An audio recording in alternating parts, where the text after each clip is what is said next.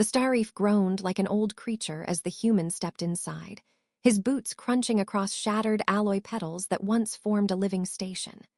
Blue mineral growths pulsed like sleepy fireflies along the walls, casting wavering light over the drifting debris. He muttered to himself, because if he didn't, the silence might decide to start a conversation first, and tapped the side of his wrist console. Predictably, it flickered, buzzed, and displayed a cheerful error message that claimed oxygen levels were probably fine. He sighed. Technology and optimism were a dangerous combination. Then he saw her. She lay half-slumped against a fractured beam, long ears drooping like wilted blades, her dark hair fanned across the floor in a shimmering arc. Her breathing was shallow, though she tried to disguise it with a regal stillness that didn't quite match the bright crimson seeping between her fingers. She looked almost human, but those ears, elegant, tapering, and almost luminous, made her seem carved from some higher-order blueprint.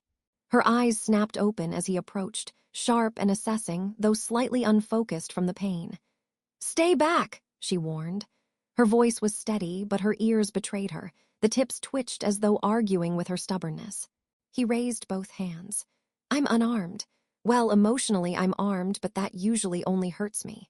A blink, a very confused blink. He counted that as progress. She tried to rise, winced, and slid back down. "I do not require assistance." "Right," he said, kneeling beside her anyway. "And I don't require breakfast every morning, but skipping it usually ends in me crying over a vending machine." "That sounds like a personal failing." "Absolutely, and patching up strangers in collapsing space ruins is another." He reached into his pack for the med gel. "Lucky for you, I'm a multi-talented disaster." She watched him with a mixture of suspicion and reluctant curiosity. Her armor, sleek, matte, and humming faintly with dormant power, had been torn open by something violent. A plasma burn, a deep one. He worked quickly, spreading the gel across the wound. She hissed softly, ears flattening for a moment before lifting again. "This substance," she muttered, "it smells like fermented algae." "It probably is fermented algae," he admitted. "Don't read the ingredient list." "I did once, and the nightmares still visit." Her lips twitched, almost forming a smile, but she masked it quickly under a stern gaze. "You are strange for a human." "I get that a lot." As he finished sealing the wound, the reef shuddered around them. Metal groaned overhead, and a burst of glowing dust drifted down like cosmic dandruff. He glanced up nervously. "So, fun fact. This place is held together by wishful thinking, and maybe duct tape somewhere." "I deduced as much," she said dryly. He helped her sit up carefully. She allowed it, though her rigid posture suggested she was mentally filing this moment under things that will never happen again. Her long ears perked slightly as she studied him, really studied him, as if trying to decode why a creature so unremarkable would bother helping her. "You should not be here," she said softly. "The star reef is unstable." "I could say the same about you." He gestured to her wound. "You look like someone tried to turn you into a microwave dinner." Her eyes widened. "A what?" "Never mind. Not important. Can you walk?" She hesitated. A strange expression flickered across her face, pride wrestling with practicality. "I can." "Great. I'll support you. And if you fall, I promise to pretend it was part of your dramatic exit from the floor." "That will not be necessary." It was necessary. The moment she stood, her legs buckled slightly. He caught her before she hit the ground, and her long ears stiffened in surprise. She stared at him with a mixture of indignation and reluctant gratitude. "You did not see that," she declared. "See what? I'm practically blind, terrible vision, ask anyone." She let out a slow breath, and for the first time, some of the tension in her posture eased. Together, they began making their way through the twisting corridors. The star reef pulsed, dimmed, and brightened as if responding to their presence. Somewhere deep within the structure, a low thrumming echoed like a heartbeat fading. "What were you doing out here?" he asked. "Traveling," she said vaguely. "Dangerous hobby." "Not usually." He raised a brow. "Let me guess, you ran into something big and unfriendly, like a space crocodile or a tax collector." Her silence was immediate and pointed. "Okay," he said. "Definitely not a crocodile." She didn't laugh, but her ears bent in a way that suggested she kind of wanted to. As they reached the final archway leading out of the collapsing reef, she leaned briefly against him, not out of trust, he assumed, but necessity. Still, the gesture carried a strange weight, as though she wasn't accustomed to relying on anyone at all. When they stepped into the open starlight, she paused, her gaze drifting across the expanse as if searching for something lost among the constellations. He didn't know her story yet, didn't know her name, didn't know that the galaxy trembled at the sound of her footsteps. All he knew was that she needed help, and he was the fool who had shown up at exactly the wrong and right moment. The cargo skiff rumbled like a grumpy animal awakening from hibernation as it drifted out of the star reef's gravity shadow. The humans slapped the control panel, gently, affectionately, the way one might soothe a stubborn mule, and the engines coughed to life. The alien woman sat in the co-pilot's seat, her long ears angled stiffly forward as if preparing for imminent disaster. Given the way his ship flew, this was fair. "This vessel appears fragile," she commented. "It's not fragile," he said. "It's just emotionally sensitive." A slow, bewildered turn of her head. "Your ship has emotions." "Only when I forget to compliment it. Watch." He patted the console. "Good job, buddy." The ship beeped approvingly. She stared in disbelief. "See," he said. She didn't reply, but her ears twitched in what he suspected was the universal alien sign for "I can't believe this is my life right now." He adjusted their course toward the nearest trading moon, hoping to find medical supplies or at least a mechanic who owed him a favor. The starlines streaked around them like threads pulled from a cosmic tapestry. Despite everything, the cabin fell into a calm quiet until a metallic clank bounced through the ship. Her posture tensed. "What was that?" "Probably nothing." The ship clanked again, louder. "Okay," he admitted. "It's the left stabilizer. It sometimes does that." "Does what?" she asked. "Threatens to leave." She blinked. "Your stabilizer wishes to resign." "Look, some parts just weren't built for long-term commitment." A very long silence followed. Then, very softly, she exhaled a sound that might have been a laugh, or a sigh, or both. Her long ears relaxed slightly, their usual sharp stance softening. He glanced at her. "So, Errol, right? You never said what you were doing alone in a collapsing star reef." She considered her answer carefully. "I was traveling to settle a conflict. Traveling alone. I prefer efficiency. And bleeding out under rubble is efficient." Her gaze sharpened. "I miscalculated." "Hey, we've all been there." He tapped the console. "I once miscalculated a planetary landing and kissed a mountain. The mountain didn't kiss back. Very cold." She looked at him like she couldn't decide if he was lying or simply defective. "You are remarkably calm for someone in constant peril." "Occupational hazard. When you fly junk, you learn inner peace." The ship beeped again, this time an ominous beep. He winced. "Okay, medium peace." Errol shifted slightly, her side still tender though healing quickly under the medgel. She touched the sealed patch thoughtfully. "Your medicine works faster than expected." "That's because I bought the expensive version," he said. "It comes with a free existential crisis." "Why would medicine include?" "It's a human thing." She let it go. As they passed through an asteroid field, he navigated carefully. The asteroids glided past like floating mountains, their surfaces glittering with traces of rare metals. Errol watched with the quiet attentiveness of someone who had flown through far worse environments. She didn't flinch, didn't tense, she simply observed. "You're awfully calm," he noted. "I have piloted vessels through supernova shockwaves," she said. "And how'd that go?" "I survived." "That is a technically accurate answer, yes." They drifted into a clearer patch of space, and for a moment, starlight played across her face. Her expression, usually poised and impenetrable, carried a faint wistfulness, like someone who had stood on many battlefields and forgotten what soft light felt like. He cleared his throat. "So you do this kind of thing often? Travel, fight, scare stabilizers into quitting?" "More often than I would like." "Must be tiring." Her ears drooped a fraction. "It is expected of me." He didn't know why those words struck him the way they did, but something in her tone hinted at weight heavier than armor plates.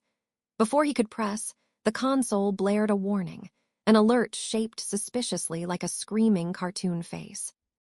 He said, "we may have a problem."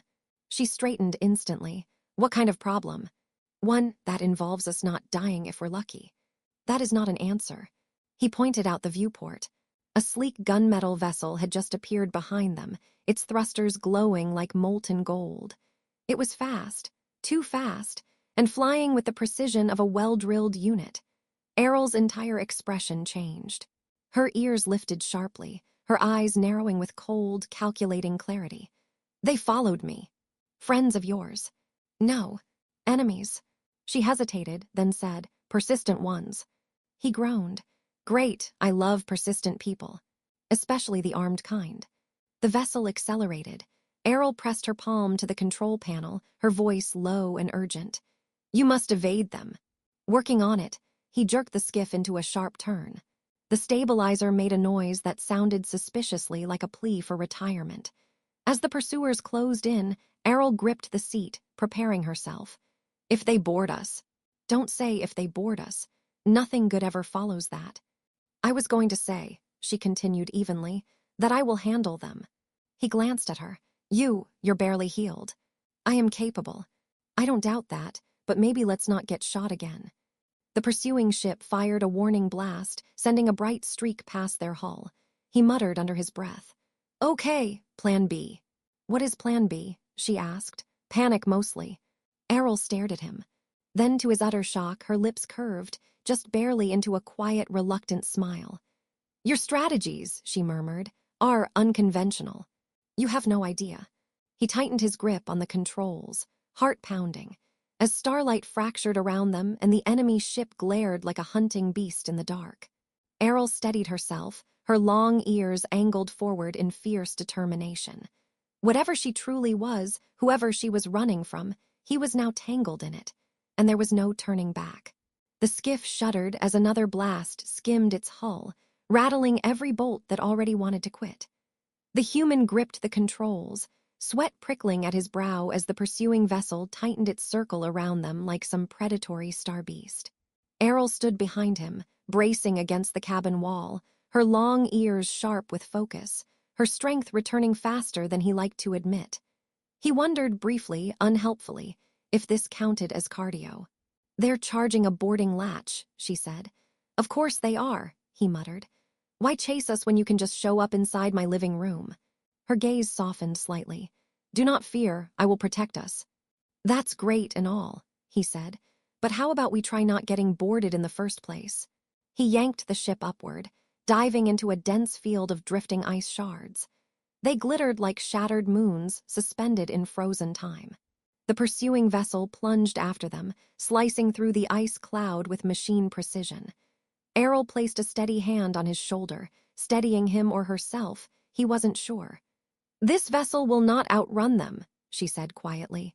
Yeah, well, it won't outfight them either, he replied. Unless you want to throw the stabilizer at them, it does want to retire. Her ears lowered in exasperation. You just too much. It's how I cope with imminent doom. She didn't argue. Then, slowly, she moved to the center of the cabin and pressed both palms together. A faint pulse of silvery light rippled along her skin. The air crackled around her. The skiff sensors began screaming in a dozen different languages, none of which sounded reassuring. What are you doing? He demanded. I am ending this. Please tell me that doesn't involve exploding us. Only partially. Partially. She opened her eyes, and in that instant, he saw something vast behind them, like she carried a collapsing star in her veins, coiled and waiting. The light flared outward, a shimmering wave that passed through the ship's walls as if they were paper. Outside, the pursuing vessel faltered, its engines sputtering under the force of an invisible hand. The human gaped. Okay, so you're strong. Errol didn't answer. Her brows were furrowed, her focus razor-sharp as she pushed. The enemy ship dropped abruptly, its thrusters crushed into stillness. The vessel hung motionless, pinned in space by her will alone. Then the light faded. She staggered. He caught her instantly. Her long ears drooped weakly. I did not intend to use that ability again. Pretty sure they didn't intend for you to either. She allowed herself to lean on him for a breath before straightening. We must confront them. Confront, wait, you mean go there. They will not stop unless I resolve this myself. He wanted to argue. He wanted to say she was still injured, that she had already done more than enough. But something in her expression, a mixture of resolve and regret, told him this was more than survival. This was her past closing in. So he nodded. The skiff latched onto the immobilized vessel, airlocks aligning with a clang. As the doors parted, cold, sterile light spilled into the cabin. Figures in polished armor stood waiting. Their helmets were marked with the sigil of an imperial army, her army, though he didn't yet understand that fully. When they saw her, the soldiers knelt instantly. "Empress Errol," their commander said, head bowed. "We feared the worst." The human nearly swallowed a bolt. "Empress, Empress." He turned to her, whispering, "Wait, you're an actual empress, like with a throne and taxes." "I do not personally handle taxes," she murmured back. "That is not the important part," he hissed. A flicker of apology warmed her gaze, but she stepped forward, regal and unyielding despite her wounds. "Your orders were to retrieve me," she said to the soldiers, "not destroy star reefs and hunt indiscriminately. We followed protocol, Majesty. Protocol does not override my command." The soldiers stiffened. Even in their armor, he could feel their nervousness. She continued, voice lowering. "You endangered civilians. You endangered him." The commander glanced at the human, clearly bewildered that anyone so ordinary had made the list of protected individuals. The human gave a small, awkward wave, as though greeting neighbors at a grocery store. Errol turned back to her crew. "You will stand down, and you will escort us safely to my flagship." "Yes, Empress." As the soldiers dispersed to prepare the transfer, silence settled between her and the human. She looked at him, unsure, almost vulnerable, as though revealing her identity had removed a layer of armor she never meant to shed. "You're an empress," he finally said. "Yes." "A powerful one." "Yes." "And you still let me put fermented algae goo on you." Her long ears tilted downward, embarrassed. "I did not have alternatives." He smiled faintly. "You could have vaporized me." "I considered it." "Wow, romantic." Her lips parted, not quite a smile, not quite a frown, simply a softening, a recognition of everything unspoken between them. "You showed me kindness without knowing who I was," she said quietly. "No one has done that in a very long time." He rubbed the back of his neck. "I didn't need to know. You needed help. And because of that," she looked away, her ears dipping slightly, "I am changed." He didn't know how to respond to that, not when her voice carried the weight of entire galaxies. So he simply placed a hand on her arm, gentle, grounding. "Then I'm glad I was there." When they boarded her massive flagship, shining like a city carved from starlight, he felt impossibly small, yet strangely unafraid. She stayed at his side, guiding him through the corridors as though introducing him to a hidden part of herself. At the threshold of her command hall, she paused. "This is where our paths may part," she said softly. "I must resume my duties." "Yeah," he replied, swallowing. "I figured." "But," her ears lifted just a little, "if you wish it, I can ensure your vessel is repaired, and I can visit, sometimes." He blinked. "You'd visit me?" "If you want." He laughed softly. "I'd like that." Errol stepped closer, her voice barely above a whisper. "You made me remember that strength is not only found in solitude, and that vulnerability does not diminish power." Her gaze held his. "You changed me. That is rare." He felt a warmth bloom in his chest, quiet, steady, undeniable. "Well," he said, "you changed me too. I used to think staying out of trouble was a good plan." She raised a brow.